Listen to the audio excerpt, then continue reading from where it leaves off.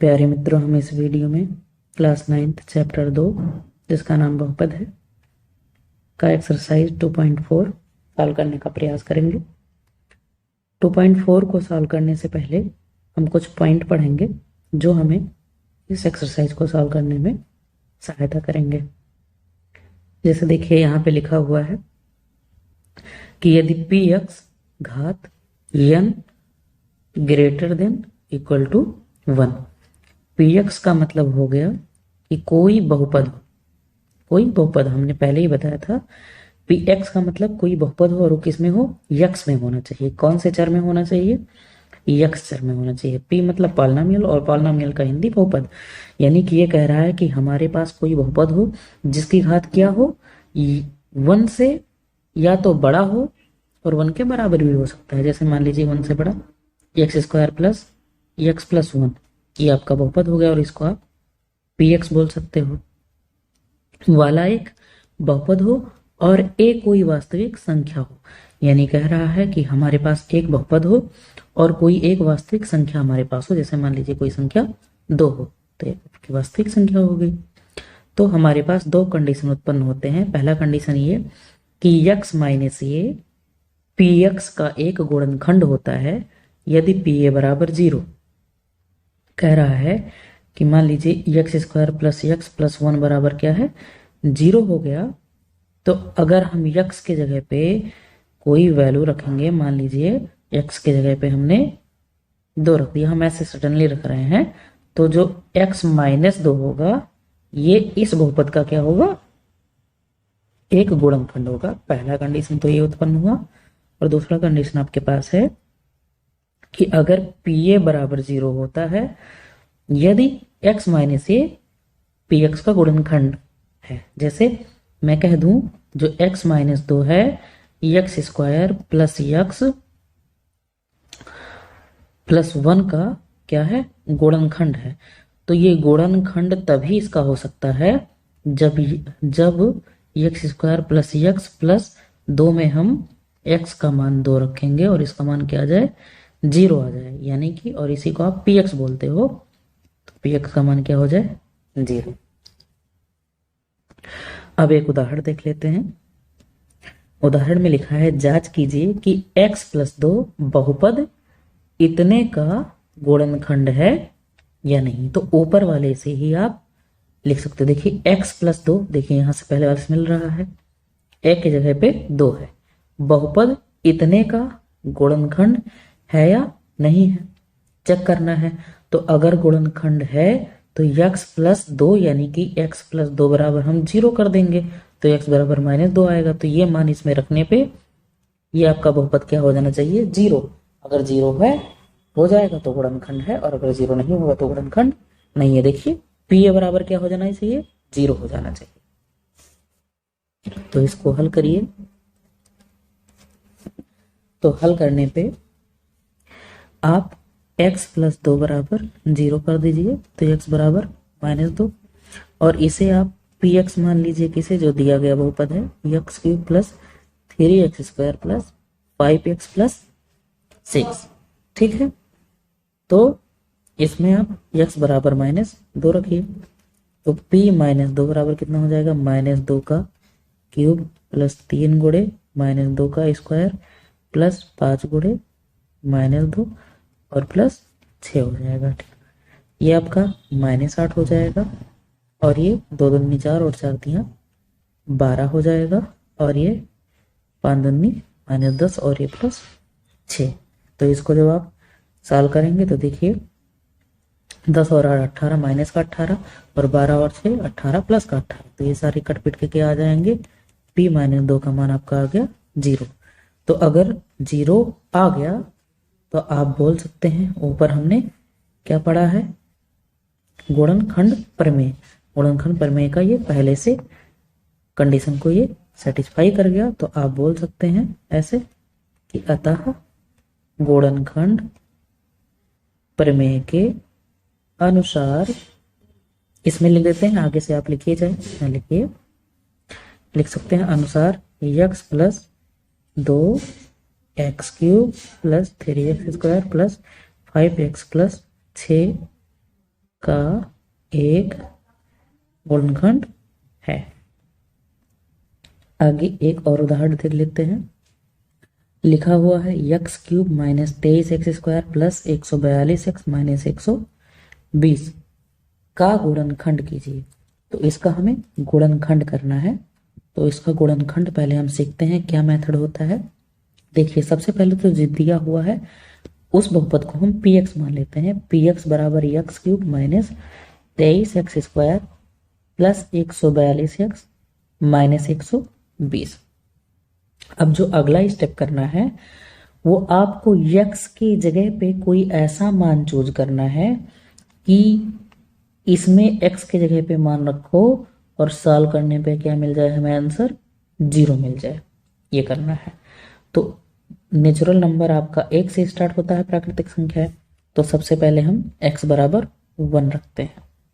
ठीक, x बराबर 1 रखने पर तो आपका p1 हो जाएगा बराबर 1 का क्यूब माइनस 23 गुणे 1 का स्क्वायर प्लस 142 गुणे 1 और माइनस 120। आपका क्या हो गया 1 माइनस 23 प्लस 142 और माइनस 120। तो देखिए ये प्लस का 1 है और ये प्लस का 142 है, तो ये 143 हो जाएगा। ये माइनस का 23 और ये माइनस का 120, तो ये माइनस का 143 हो जाएगा। तो p1 का मान आ गया 0। तो यक्स का जो मान रखने पे हमारा ये वाला जो बहुपद है इसका मान अगर 0 आ जाए तो हमारा वो इसका क्या होगा, एक गुणनखंड होगा।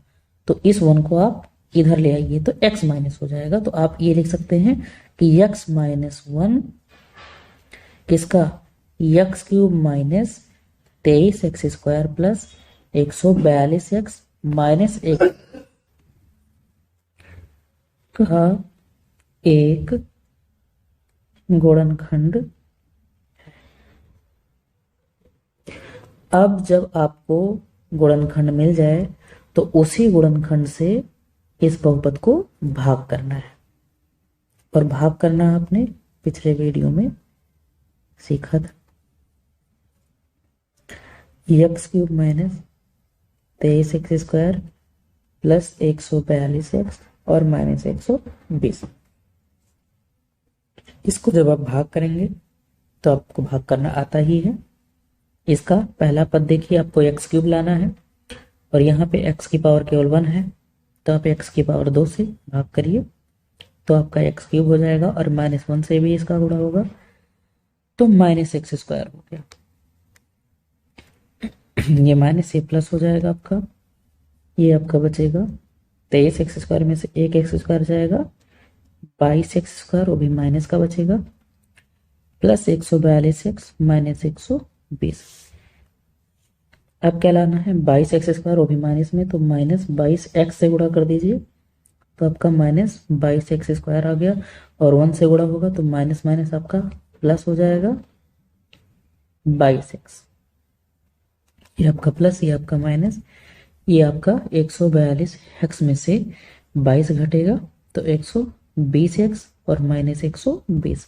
अब देखिए यहाँ पे x सही है, केवल 120 लाना है तो प्लस का 120 से गुणा कर दीजिए तो आपका 120x और 1 का 120 से होगा तो माइनस 120 हो जाएगा। ये प्लस ये माइनस दोनों कट के क्या आ गया 0।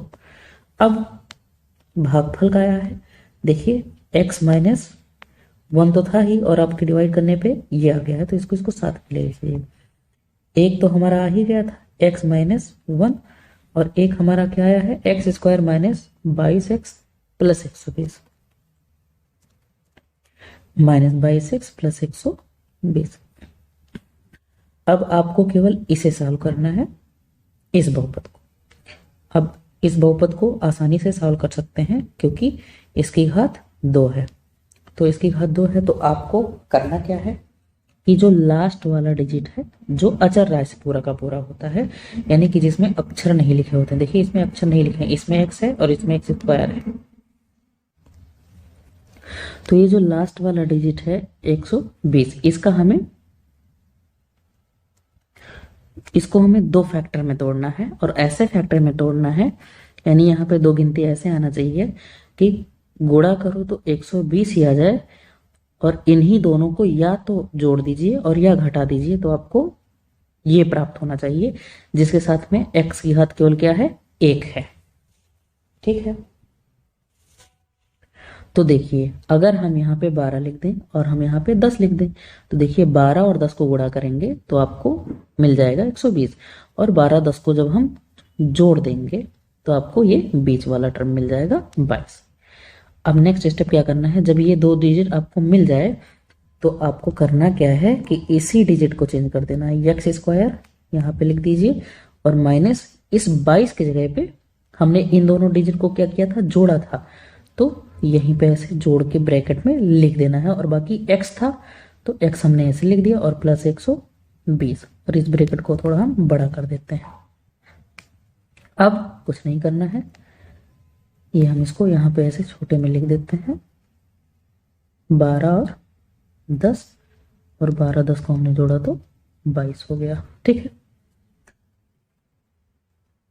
अब क्या करना है, देखिए इस x का इसमें गुणा हो जाएगा और इसमें भी, तो x minus 1 x square minus, देखिए माइनस का भी अंदर गुणा होगा तो माइनस 12x, और फिर माइनस का गुणा होगा, माइनस प्लस माइनस हो जाएगा 10x, और प्लस 120।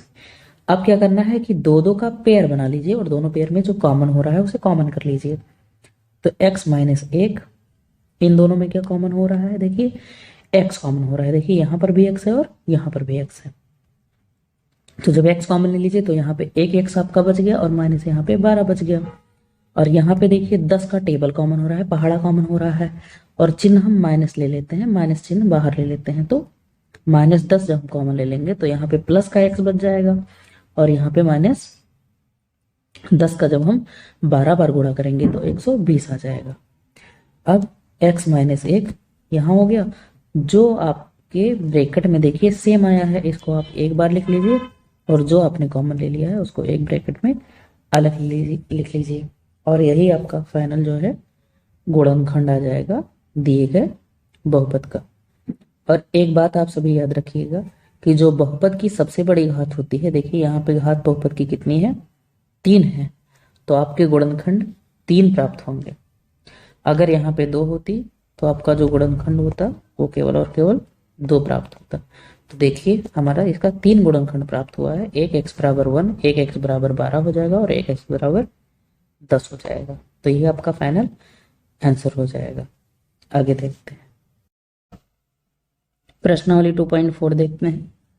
क्वेश्चन दिया हुआ है, बताइए कि निम्नलिखित बहुपदों में से किस बहुपद का एक गुणनखंड x प्लस 1 है। आपके पास बहुपद दिए गए हैं, कितने बहुपद, ये 4 बहुपद दिए गए हैं, तो कह रहा है कि इन चारों बहुपद में किस बहुपद का ये जो x प्लस 1 है ये गुणनखंड है। तो आपको पता होना चाहिए कि x प्लस 1 गुणनखंड कब होगा, जब x प्लस 1 बराबर 0 कर देंगे, x बराबर -1 आ जाएगा, तो x का मान -1 रखने पे जिस भी बहुपद का जो आंसर है वो 0 आ जाएगा, तो x प्लस 1 उसी बहुपद का क्या हो जाएगा, गुणनखंड हो जाएगा। तो हम चारों में ये चेक करते हैं कि क्या होना चाहिए। तो पहला देखते हैं हम लोग, पहला दिया हुआ है x cube plus x square plus x plus 1, इसी को हम मान लेते हैं पी एक्स बराबर, और आपका क्या है x प्लस 1 बराबर 0 है, x प्लस 1 बराबर हम 0 कर दें तो आपका जो वैल्यू हो जाएगा x बराबर -1। अब इसी को आप पी एक्स में रख दीजिए, तो p -1 बराबर हो जाएगा -1 का क्यूब प्लस -1 का स्क्वायर प्लस 1, और सॉरी प्लस -1 हो जाएगा, और ये +1 हो जाएगा।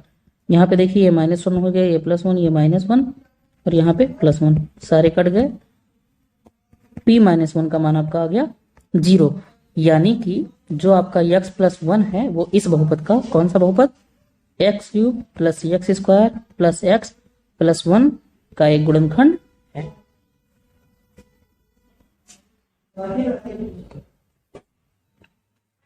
अगला देखते हैं, अगला जो है आपको देखना है कि इसमें x बराबर -1 का मान रखना है, तो इसमें x बराबर जब -1 का मान रखेंगे तो हम दूसरा यहाँ पे लिख लेते हैं जो बहुपद दिया गया है।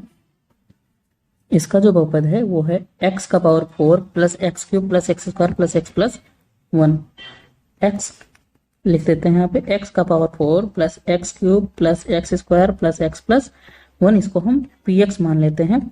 और हमारा क्या दिया हुआ x बराबर -1, तो इसको हम इसमें रखते हैं। तो p -1 का पावर 4 प्लस -1 का पावर 3 प्लस -1 का पावर 2 -1 और प्लस 1, ये तो इससे कट गया, इसका प्लस 1 आ जाएगा, ये -1 हो जाएगा और ये +1 हो जाएगा, ये कट गया। लेकिन p -1 का जो मान आपका आ गया वो आ गया 1, जो डज नॉट इक्वल टू 0 है। इसलिए आप बोल सकते हैं कि x + 1 x power 4 plus x cube plus x square plus x plus 1 का गुणनखंड नहीं है, गुणनखंड नहीं है। तीसरा देख लीजिए। तीसरा जो आपका बहुपद दिया हुआ है वो है x power 4 3x cube 3x square plus x plus 1। x power 4 3x cube plus 3x square plus x plus 1, इसको मान लीजिए px और x बराबर आपका -1 दिया हुआ है, तो आप इसमें रख दीजिए p -1 -1 का पावर 4 प्लस 3 गुणे -1 का क्यूब प्लस 3 -1 का स्क्वायर -1 प्लस 1, ये तो दोनों कट गया, ये आपका आ गया 1 और ये आपका आ गया -3, ये आपका आ गया +3, ये कट गया। p -1 का मान कितना आ गया 1, जो कि 0 के बराबर नहीं है। तो इसलिए आप यहाँ भी लिख सकते हैं कि x + 1 x power 4 plus 3x cube plus 3x square plus x plus 1 का गुणनखंड नहीं है।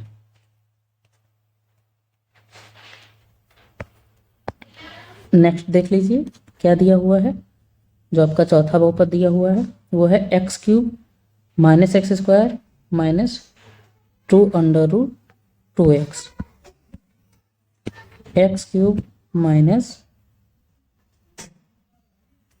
फिर से देख लेते हैं क्या है, x cube minus x square minus 2√2x minus 2√2x और प्लस 2 दिया हुआ है, √2 दिया हुआ है, ठीक है। इसको आप मान लीजिए px और x बराबर आपका -1 है, इसका मान रख दीजिए यहाँ पे। तो p -1 बराबर आपका आ जाएगा -1 का क्यूब माइनस -1 का स्क्वायर माइनस 2 प्लस √2 -1 और प्लस √2, ये आपका आ गया -1, ये आपका आ गया -1 और यहाँ पे आपका आ जाएगा -2 और प्लस √2 और यहाँ पे प्लस √2, ठीक है। -1 का हमने इसमें गुणा भी किया है, ठीक है। तो ये भी आपका प्लस आ जाएगा।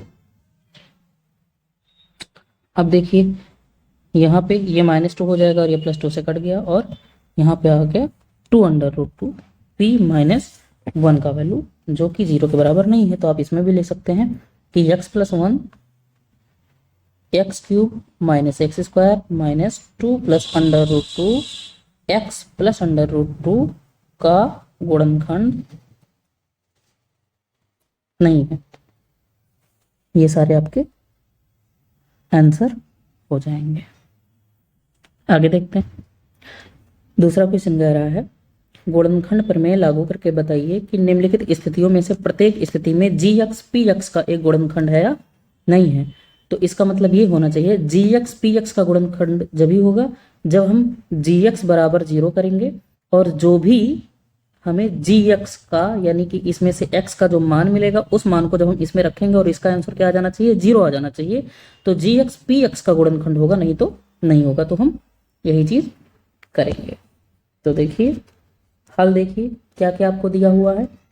px बराबर दिया हुआ है 2x cube plus x square minus 2x minus 1 और तो आपका gx बराबर क्या हो जाना चाहिए 0 हो जाना चाहिए। तो x + 1 बराबर 0, तो x बराबर कितना आ गया -1। अब इसका मान आप इसमें रखें और अगर 0 आ जाए तो आपका जो gx होगा वो px का क्या होगा गुणनखंड होगा। तो अब p माइनस 1 बराबर 2 माइनस 1 का क्यूब प्लस माइनस 1 का स्क्वायर माइनस 2 माइनस 1 और माइनस 1 हो जाएगा। यहाँ पे ये माइनस 2 हो गया जब सॉल्व करेंगे, और ये प्लस 1 हो गया, ये प्लस 2 हो गया, और ये माइनस 1 कट आपका कितना आ गया, p माइनस 1 का वैल्यू कितना आ गया आपका 0 आ गया।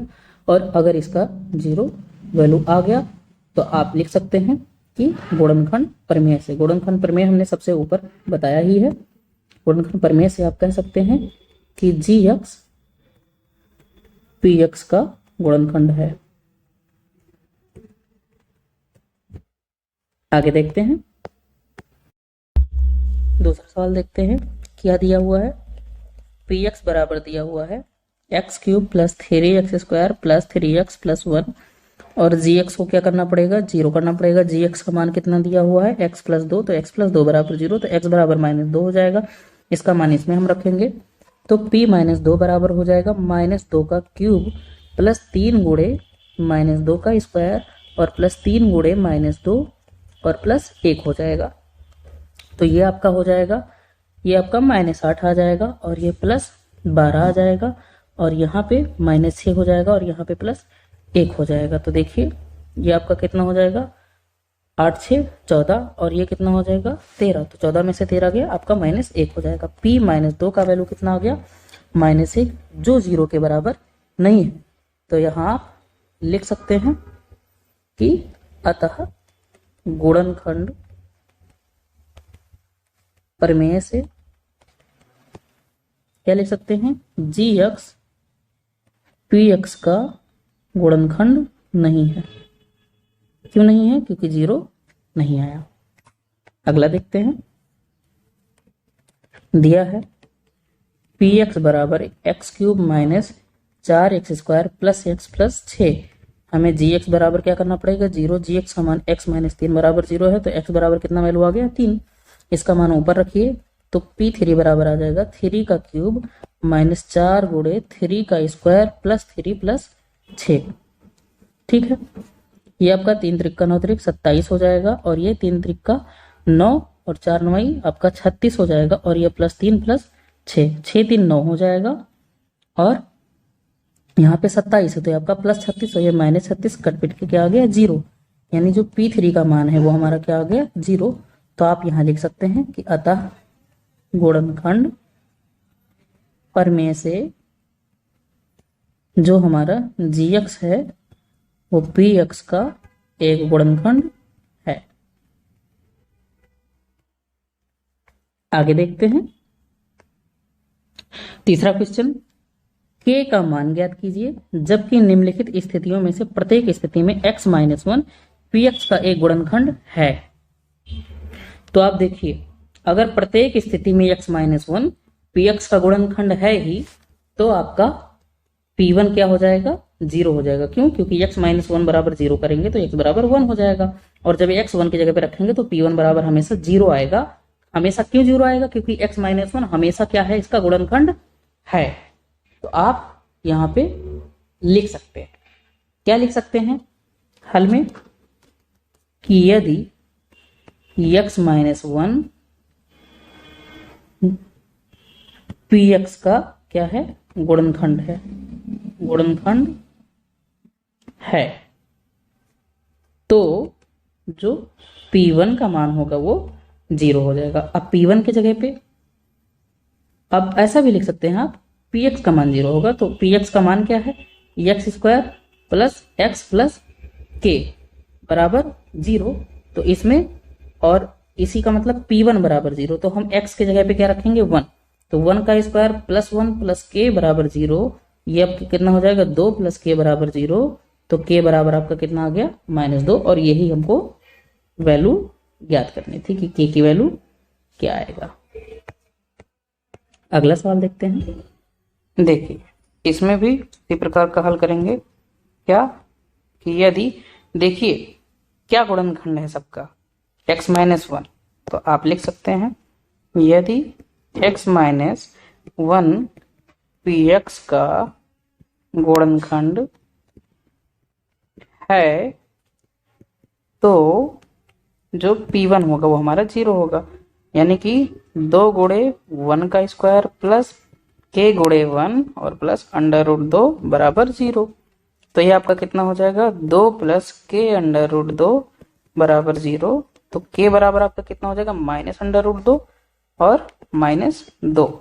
तो आपका k बराबर कितना हो गया, माइनस कॉमन ले लीजिए, तो 2 प्लस √2, यही आपका k का वैल्यू निकल के आ जाएगा, यही फाइनल आंसर। आगे देखते हैं, इसमें भी उसी प्रकार यदि x-1 px का एक गुणनखंड है तब P1 का मान क्या होना चाहिए, 0 होना चाहिए। और P1 का मतलब ये जो दिया हुआ है बच्चों, यहाँ पे x के जगह पे P1 रख दीजिए, तो 1 रख दीजिए, तो 1 का मान पता चल जाएगा। यानी कि k1 का स्क्वायर माइनस √2 गुणे 1 प्लस 1 बराबर 0। तो ये k हो जाएगा, ये माइनस √2 हो जाएगा, ये प्लस 1 हो जाएगा, ये बराबर 0। तो k बराबर ये √2 उधर जाएगा तो प्लस में हो जाएगा √2 माइनस 1, ये इसका आंसर हो जाएगा। आगे देखते हैं, आगे फिर वहीं पे आपको फिर वही चीज लिखना है कि यदि x-1 px का एक गुणनखंड है तो P1 का मान क्या होना चाहिए, 0। P1 का मान आप निकाल सकते हैं, k 1 का स्क्वायर माइनस 3 गुणे 1 प्लस k बराबर 0। अब देखिए k और प्लस के -3 बराबर 0, यानी 2k -3 बराबर 0, यानी कि k बराबर 3/2, यही आपका k का वैल्यू निकल के आ जाएगा। अब देखिए चौथे सवाल में कह रहा है गुणनखंड ज्ञात कीजिए। याद करिए हमने सबसे ऊपर पढ़ा था इस टाइप का गुणनखंड, इसका घात कितना है, 2 है, फिर 1 है, फिर 1 है। तो इसको हमने क्या बोला था कि लास्ट वाले डिजिट का हमें 2 फैक्टर में ऐसे तोड़ना है कि गुणा करो तो लास्ट वाला डिजिट आ जाए, और इसी को या तो जोड़ दो या तो घटा दो तो बीच वाला डिजिट आ जाए, जिसके साथ में x की घात 1 लिखी हो। ठीक, लेकिन इसमें एक चीज और बढ़ जाएगा, क्या ये लास्ट वाला डिजिट आपका केवल 1 नहीं है, लास्ट वाला डिजिट आपका है 12। क्यों, ये जो इसका डिजिट होता है x² का जो गुणांक होता है, और जो लास्ट वाला अचर राशि होता है उसको हम गुणा करके जोड़ते हैं कि लास्ट में वो लिखा हुआ है। ठीक है, क्यों, ये मन में ही करेंगे, इसको लिखेंगे नहीं। तो आपका लास्ट 12 है, तो हमें को 12 को 2 फैक्टर में तोड़ना होगा।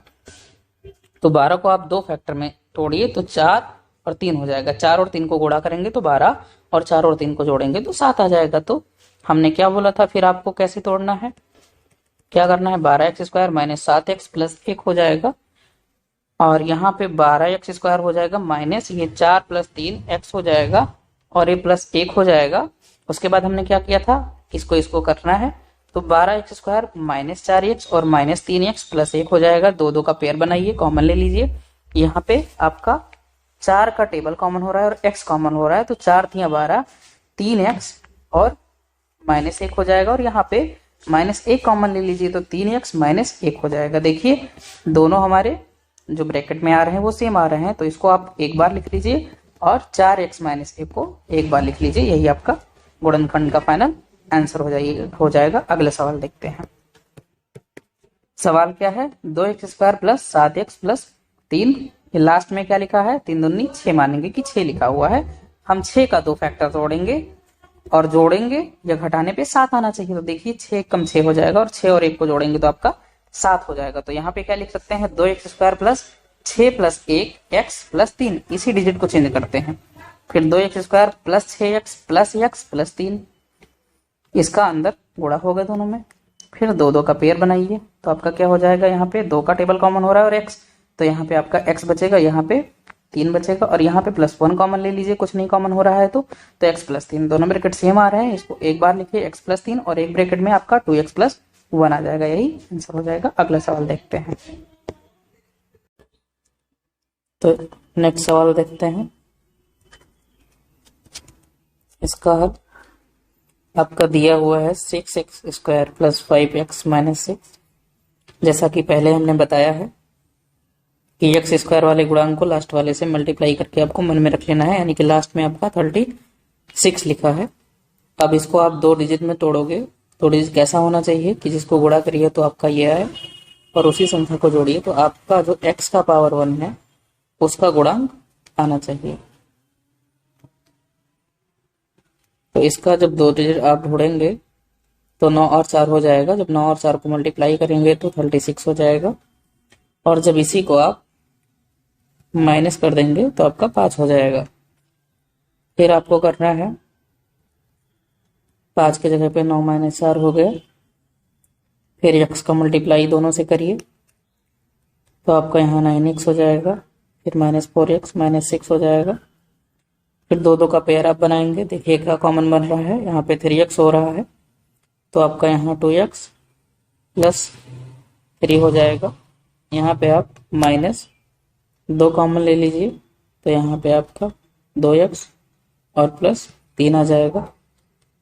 इस ब्रैकेट को एक बार लिखिए और जो कॉमन लिए हैं उसको एक ब्रैकेट में कर दीजिए। यही आपका जो फाइनल गुणनखंड हो जाएगा। आगे देखते हैं। अगला जो सवाल दिया हुआ है वो आपका दिया है 3x² -x -4। इसका मतलब हमें 12 का दो ऐसा संख्या जोड़ना है जिसको गुणा करें तो 12 है और इसी को या तो जोड़ें या तो घटाएं तो 1 आ जाए। देखिए x के बगल में 1 छुपा हुआ है तो हमें 1 लाना है। तो देखिए 4 और 3 को जब गुणा करेंगे तो 12 आ जाएगा और 4 में से 3 को आप घटाएंगे तो 1 आ जाएगा। और 3x² -4 -3x -4 हो जाएगा। 3x² -4x प्लस 3x और -4 हो जाएगा। यहाँ पे आप x कॉमन ले लीजिए तो आपका बचेगा 3x -4 और यहाँ पे प्लस 1 कॉमन ले लीजिए तो यहाँ भी 3x -4 बच जाएगा। एक ब्रैकेट में आपका 3x -4 हो जाएगा, एक ब्रैकेट में x प्लस 1 हो जाएगा। यही आपका फाइनल गुणनखंड हो जाएगा।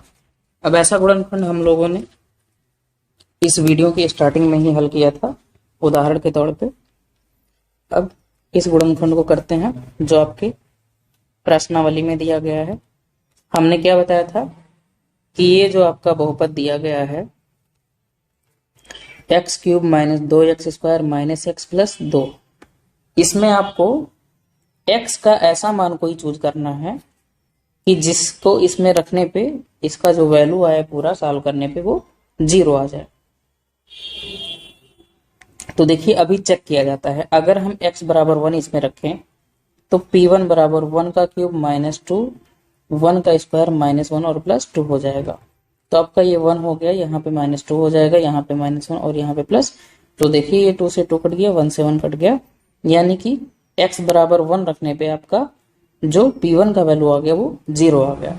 तो जब 0 आ गया तो आप कह सकते हैं, इस 1 को इधर लाएंगे तो x -1 हो जाएगा। तो आप कह सकते हैं कि x -1 x³ -2x² -x plus 2 का क्या है, एक गुणनखंड है, एक गुणनखंड है।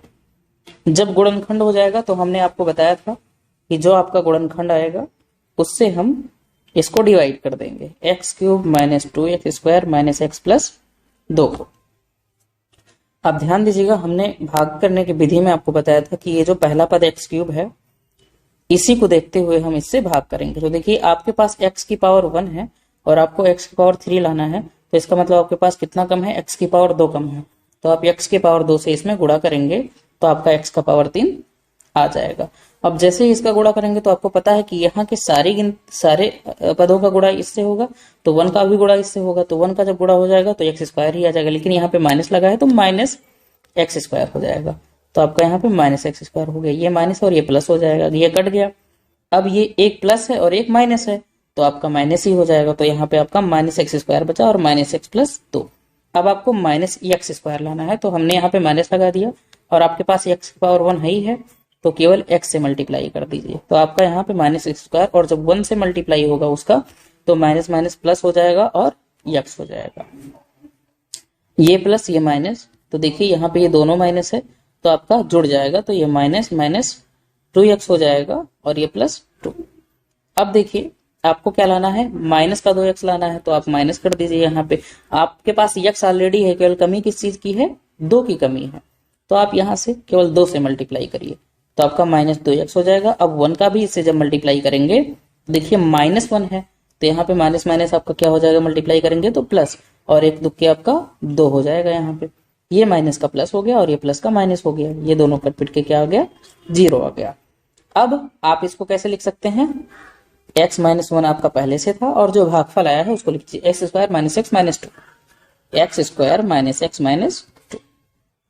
इसको आप सॉल्व करना जानते ही हैं, क्या गुणा करिए तो 2 आए, और उसको भाई 2 का हमें ऐसा 2 संख्या ढूंढना है कि गुणा करें तो 2 आए, और इसी संख्या को या तो जोड़ दें या तो घटा दें, तो क्या आ जाए, इसके बगल वाला गुणांक, इसके बगल में कौन सा गुणांक है, 1 छिपा हुआ है, तो 1 आ जाए। ठीक है, तो देखिए 2 एक अन्नम 2 हो जाएगा, और 2 को 1, 2 में से 1 को घटाएंगे तो 1 बचेगा। तो इसके जगह पे आप क्या लिख सकते हैं, x minus 1 x square minus 2 minus 1 x और माइनस 2। आपका यहाँ क्या हो जाएगा, x minus 1 x square minus 2 x plus x और माइनस 2। तो x माइनस 1 2 2 का पेयर बनाइए आप, इसमें तो x कॉमन ले लीजिए तो क्या बचेगा, x माइनस 2 बचेगा, इसमें प्लस 1 कॉमन ले लीजिए तो x माइनस 2 बचेगा। दोनों ब्रैकेट सेम आ गए, इसको एक बार लिख सकते हैं, तो आपका x माइनस 1 बाहर पहले से ही लिखा है, और आपका x माइनस 2 हो गया, और फिर जो जो आपने कॉमन लिया है, कॉमन क्या ले लिया है, x और प्लस 1, यही आपका फाइनल आंसर हो जाएगा। यही तीनों आपके गुणनखंड होंगे। दूसरा सवाल देखते हैं, इसमें भी इसको पहले हम लिख लेते हैं। मान लीजिए जो हमारा पॉलिनोमियल है वो px है, तो x cube minus 3x square minus 9x और माइनस 5। देखिए इसको हम लोग सॉल्व करने का कोशिश करते हैं। पहले की तरह इसमें भी हम इसका ऐसा मान ढूंढेंगे कि x का ऐसा मान ढूंढेंगे कि इस पॉलिनोमियल में, इस बहुपद में रखा जाए, तो इस बहुपद को सॉल्व करने पे जो आंसर आना चाहिए वो 0 आना चाहिए। ठीक है, अच्छा आपके दिमाग में चल रहा होगा कि कौन सा मान, वो मान कैसे ढूंढें। तो आपको, आपके पास देखिए ऐसा पद है जिसमें कोई भी चर राशि नहीं है, यानी x का कोई भी पद नहीं है यहाँ पे। ठीक है, तो इसमें आप करेंगे क्या कि 5 का फैक्टर ढूंढिए कि 5 का फैक्टर क्या क्या हो सकता है, यानी 5 के गुणनखंड क्या क्या हो सकते हैं। तो 5 का गुणनखंड 2 संख्या हो सकता है, एक 1 हो सकता है और एक 5 स्वयं हो सकता है। इसके अलावा 5 का और कोई फैक्टर ही नहीं। 5 का फैक्टर का मतलब ये हुआ कि कोई पहाड़ा पढ़ो और उसमें 5 आ जाए, तो 1 के पहाड़े में 5 आ सकता है और स्वयं 5 के पहाड़े में 1 आ सकता है। अब इससे ये हमको पता चल गया कि इस बहुपद में या तो केवल 1 रख सकते हैं आप, और या तो 5 रख सकते हैं। ठीक है, तो हम x बराबर 1 रख के देखते हैं कि क्या इस बहुपद का मान 0 आता है। तो x बराबर अगर 1 रखेंगे तो p1 बराबर हो जाएगा 1 का क्यूब और माइनस 3 गुणे 1 का स्क्वायर माइनस 9 गुणे 1 माइनस 5। ठीक है, तो अब माइनस 1 भी रख सकते हैं, ये नहीं कि प्लस 1 ही रखें। अगर प्लस 1 पे नहीं 0 आ रहा है तो माइनस 1 पे रख के देख लीजिए। तो ये 1 हो गया, ये माइनस 3 हो गया, ये माइनस 9 हो गया और ये माइनस 5 हो गया। 9 5 14 3 17, 0 कभी नहीं आएगा। ठीक, माइनस 1 रख के देख लीजिए, तो यहाँ पे माइनस 1 का क्यूब हो जाएगा, यहाँ पे माइनस 1 का स्क्वायर हो जाएगा और यहाँ पे माइनस 1 हो जाएगा, तो ये प्लस 9 हो जाएगा। ठीक है, ये माइनस 1 हो गया आपका, और यहाँ पे माइनस 3 हो गया, ये प्लस 9 हो गया, ये माइनस 5 हो गया। ठीक, और ये देखिए आपका 3 1 4 और 9 हो गया। ठीक है, और ये आपका 9 ही है तो ये कट गया और 0 आ गया। तो इसको हम ठीक से रखते हैं, x बराबर -1 रखा जा सकता है। तो x बराबर आप जब -1 रखेंगे तो देखिए p माइनस 1 बराबर -1 का क्यूब हो जाएगा ये, फिर -3 और -1 का स्क्वायर -9 और गुणे -1 और -5 हो जाएगा। ये -1 का क्यूब मतलब -1 हो गया, ये माइनस माइनस प्लस 3 हो जाएगा आपका, और यहाँ पे +9 हो जाएगा और ये -5 हो गया। तो ये नहीं, ये +3 नहीं होगा, सॉरी, ये -3 आपका रहेगा। क्यों? क्योंकि ये देखिए -1 का होल स्क्वायर ये +1 आ जाएगा, तो यहाँ पे माइनस नहीं होगा, तो ये -3 ही रहेगा। अब देखिए 5 3 8 और 1 9, माइनस में 9 हो गया और एक +9 आपके पास पहले से है, तो ये सारे के सारे कट जाएंगे। तो p -1 का मान आपके पास कितना आ गया? 0 आ गया। ठीक है, अब अगर x बराबर -1 रखने पे 0 हो जाता है तो आप लिख सकते हैं कि x + 1 किस बहुपद का? बहुपद x³ - 3x² - 9x - 5 का एक गुणनखंड है। गुणनखंड है, और जब गुणनखंड मिल जाए तो सेकंड स्टेप क्या करते हैं? x + 1 से हम दिए गए बहुपद को डिवाइड करेंगे। 3x² - 9x और -5। देखिए x³ लाना है, आपके पास x है तो x² से आप गुणा करेंगे, तो आपका क्या हो जाएगा? x³ फिर प्लस x², तो आपका ये कट गया, ये माइनस हो गया, ये कट गया और ये minus 4x² minus 9x minus 5 हो जाएगा यहाँ पे। अब देखिए आगे देखते हैं। अब आपको -4x² लाना है, तो -4 और x से हमने मल्टीप्लाई कर दिया। क्यों? क्योंकि हमारे पास यहाँ पे x की केवल है, तो यहाँ पे -4x² आ गया और फिर 1 से करेंगे तो -4x हो जाएगा। ये प्लस और ये भी प्लस हो जाएगा, ये घट के -5x हो जाएगा और यहाँ पे -5। फिर -5 से मल्टीप्लाई कर दीजिए तो यहाँ पे -5x हो जाएगा और -5, ये प्लस और ये भी प्लस, कट पिट के आपका 0 आ गया। फिर आपको इसके साथ में इसको लिख लेना है x+1 और एक ब्रैकेट में आपका x² -4x और -5। जब आप 5 का 2 गुणनखंड देखेंगे तो 5 और 1 को गुणा करेंगे तो 5 आ जाएगा और 5 में से 1 को घटाएंगे तो 4 आ जाएगा, और यही हमको लाना था। तो फिर x+1 यहाँ पे आपका हो गया और इसका गुणनखंड x² माइनस आपका 5 माइनस 1x और -5 हो जाएगा, और x+1 हो गया यहाँ पे, और x² -5x प्लस x -5। अब इसमें आप कॉमन ले लीजिए, तो कॉमन आपका यहाँ पे क्या बन रहा है, इसमें x कॉमन बन रहा है तो x -5, और यहाँ पे +1 कॉमन बन रहा है तो x -5। यहाँ पे x+1 एक ब्रैकेट में और x -5 एक ब्रैकेट में और x+1 एक ब्रैकेट में, यही आपका फाइनल गुणनखंड हो जाएगा। इस सवाल को देखते हैं। इसको हम मान लेंगे कि ये हमारा बहुपद है px, तो x³ प्लस 13x² और प्लस 32x और प्लस 20।